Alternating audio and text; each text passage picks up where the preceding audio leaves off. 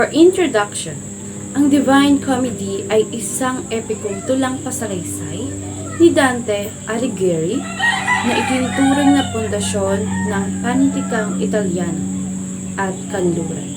Malinaw na inilalarawan nito ang isang paglalakbay sa kabilang buhay na Kristiyano na sumasalamin sa pananaw sa mundo ng medieval at pagtuklas ng malalim ng mga tema ng kasalanan, pagtubos at banal na katarungan.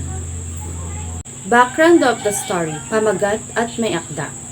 Ang gawain ay pinamagatang The Divine Comedy na isinulat ni Dante Alighieri. Sa original na tinawag itong Commedia or Comedy.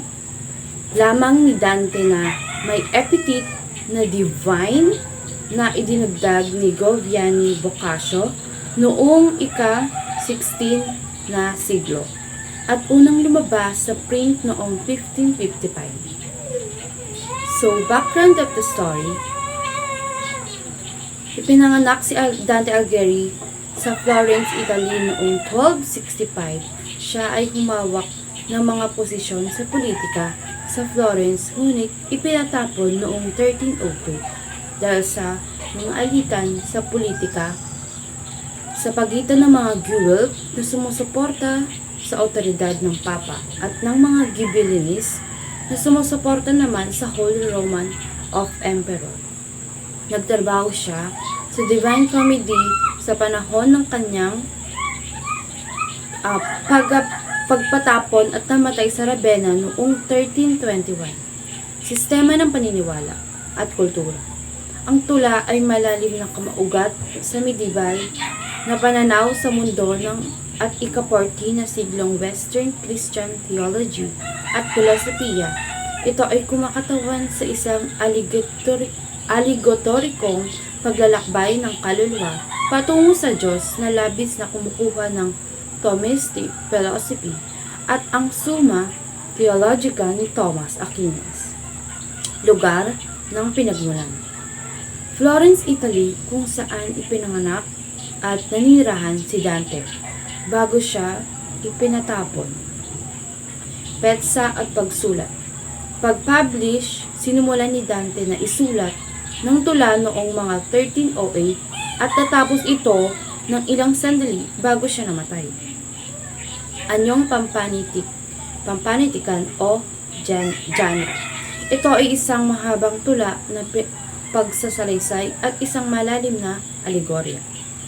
Mga katangian ng isang tula. Ang tula ay binubuo ng 100 kanto na nahati sa tatlong bahagi o canticas: Inferno, Purgatorio at Paradise. Bawat isa ay naglalaman ng 33 kanto kasama ang isang panimulang kanto sa impyerno.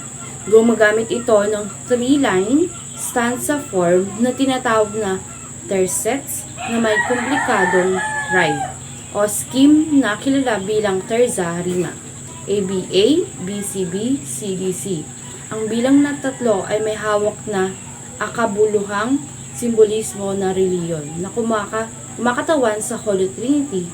Isinulat ni Dante ang tula sa Tuscan vernacular na napakahalaga sa pagtatag dito bilang ang standardized na wikang Italyan. For characters, Dante, ang bida at tagapagsalaysay sa isang 35 taong gulang na lalaki na espiritual na nawala at nagsagawa ng paglalakbay sa kabilang buhay upang makahanap ng kaligtasan. Number 2 is si Virgil, isang sinaunang makataong Romano na nagsisilbi siyang gabay ni Dante sa impyerno at halos lahat ng purgatorio. Sinasagisag nito ang katuwiran at katarungan ng tao na pinopromote sa katauhan si Dante mula sa tatlong halimaw na kumakatawan sa mga bisyo ng tao.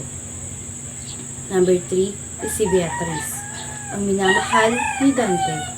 Sinasagisag naman nito ang banal na paghahayag, biyaya at pananampalataya. At ginagabayan niya si Dante sa paraiso pagkaalis ni Virgil. Sunod ay si Saint Bernard ng Clairvaux, isang Cistercian abot, at ginagabayan niya si Dante sa mga huling kanto ng Paraiso, na sumasagisag naman ito sa mapagnilay-nilay na mistismo at debosyon. Berheng Maria at San Lucy. Ang mga figurang ito kasama si Beatrice ay naman sa pagitan sa ngalan ni Dante upang simulan ang kanyang espiritual na paglalakbay. At iba pang mga tauhan na nakatagpo ni Dante ang maraming makasaysayang mitolohikal at kontemporaryong mga figura sa kabuuan ng kanyang paglalakbay, tulad nila Odysseus, Achilles, Judas, Iscariot, Brutus, Frederick, at iba pang mga papa at mamamayan ng Florentine na kumakatawan sa iba't ibang mga kasalanan o kabutihan. Time or period. The story occurs over 3 days, starting the night before Good Friday and ending the Wednesday after Easter in the spring of 1300s. The poem was written later in the medieval period. Place or location. The journey spans the 3 realms of the Christian afterlife. Inferno, Hell. Dante, guided by the ancient Roman poet Virgil, descends through the 9 circles of hell. These circles are concentric, representing a gradual increase in wickedness, and culminate at the earth's core where Satan is held in bondage.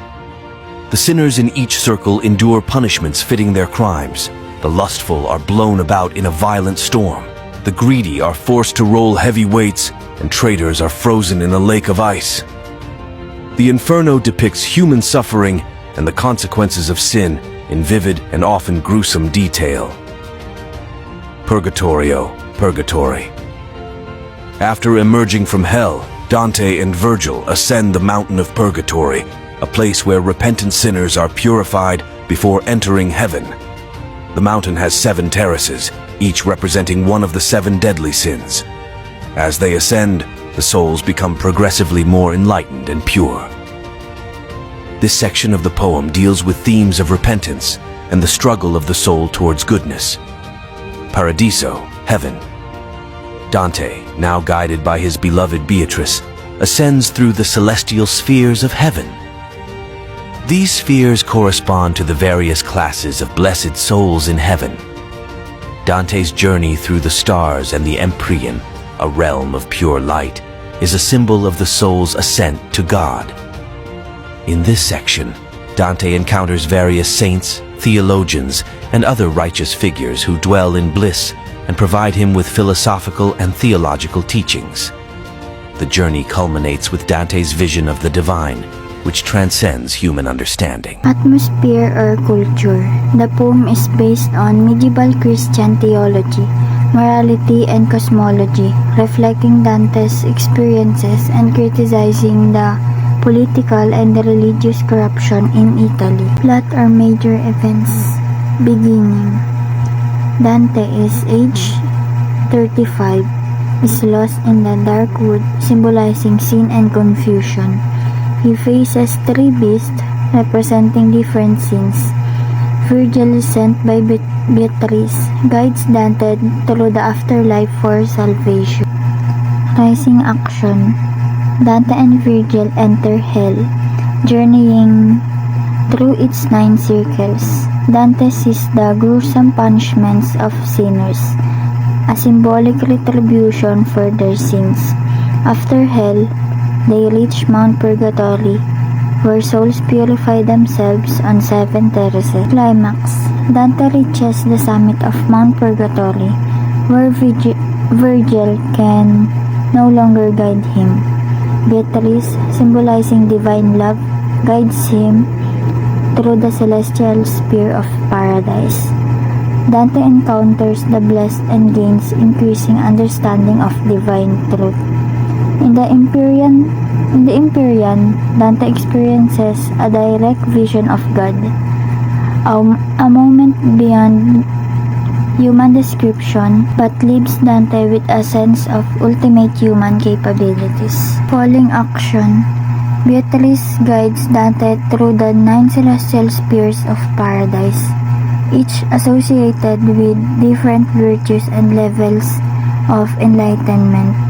He meets various saints and figures of divine importance, deepening his understanding of God's plan and the nature of divine love and justice. Denuma. Guided by Saint Bernard, Dante prays to the Virgin Mary for the grace to comprehend the divine vision fully. In the final canto, Dante gazes upon God and understands the unity of the universe and the divine love that moves everything. The poem concludes with Dante feeling his will and desire aligned with the love that moves to the sun and the other stars. For the moral lesson, the main lesson is the Divine Comedy is the journey of the soul towards salvation through recognizing and rejecting sin, undergoing purification and ultimately achieving divine enlightenment and union with God. The poem emphasizes divine grace, faith, reason, and the life in achieving spiritual fulfilling. It underscores the consequences of sin and the need for justice and moral order in human society. That's all for our video presentation. Thank you.